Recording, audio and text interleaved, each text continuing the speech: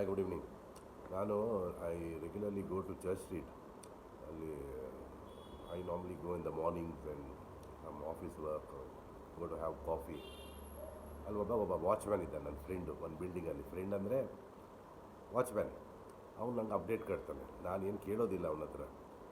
Normally weekend ಮೇಲೆ ಹೋದರೆ Monday ಬಿಹಾರಿನವನು, ಕ್ಯಾ ಸಾಬ್ ಇತ್ನಾ ಬಡ ಕ್ರೌಡ್ ಆ ಗಯಾ, ಹಮಾರ ಬಿಲ್ಡಿಂಗ್ ಕೆ ಅಂದರ್ ಸಬ್ ಆತೆ ಸಾಬ್.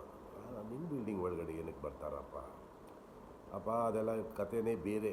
वो बोलते हैं वो बाहर से आए हैं, वो अंकल एक छोटा लड़की लेकर बिल्डिंग के ऊपर चला गया साहब. वो बोलता है वो चर्च स्ट्रीट उसको दिखाना है. ಚರ್ಚ್ ಸ್ಟ್ರೀಟ್ ನೋಡೋಕ್ಕೆ ಬಿಲ್ಡಿಂಗ್ ಒಳಗಡೆ ಏನಕ್ಕೆ ಹೋಗ್ತೀರಪ್ಪ? ಅವನ ಅಂಕಲ್ಲ, ಅವಳ ಮಗಳ ಅದೆಲ್ಲ ಅರ್ಥ ಆಗಲ್ಲ ಅಂತ. Mostly the outside crowd comes there. ಏನೇನು ಅಪ್ಡೇಟ್ ಕಟ್ತಾನಪ್ಪ ಅವ್ನು ನನಗೆ. क्या साहब वो जी पे ख़त्म हो गया तो लाइफ ख़त्म, ऐसा बात होता है. वो क्या क्राउड आता है साहब, कहाँ से आते हैं लोग, क्या करते हैं, ಕಾಲೇಜ್ ಜಾತೆ ನೈ ಜಾತೆ. ಇವಾಗಂತೂ ಈ ಮೆಟ್ರೋ ಬಂದಿದೆ ಅಂದರೆ ಸ್ಟ್ರೈಟ್ ಎಮ್ ಜಿ ರೋಡ್ಗೆ, ಅಲ್ಲಿ people are not coming this side that much. ನಾವು metro even from Kengeri 20 minutes you can come.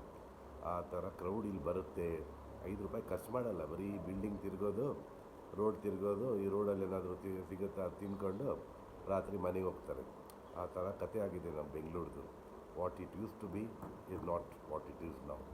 Lot of outsiders, lot of shady things happening. At least the central part of Bangalore is gone. Maybe the suburbs are better. Thank you. Have a great day. Bye.